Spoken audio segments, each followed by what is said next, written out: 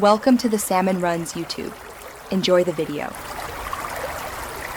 You start by verifying prerequisites: net version, OS compatibility, and network access.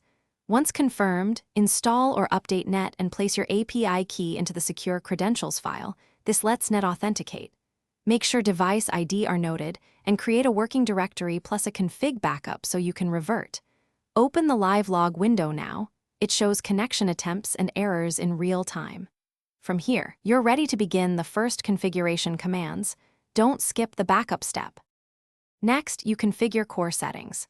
Open the main config and set tracker parameters: sampling rate, filters, and alert thresholds. This controls data fidelity and resource use. Map human-readable device names to the ID you collected, then enable the relevant data streams and schedule regular sync windows.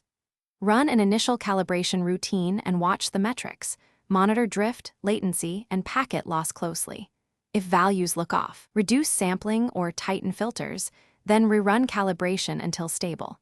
This middle phase shapes reliable long. To finish, validate your setup by comparing logs with live visualizations and exporting a short sample report to confirm format and fields. Configure alert rules and data retention, and enable encrypted backups for both configs and raw data.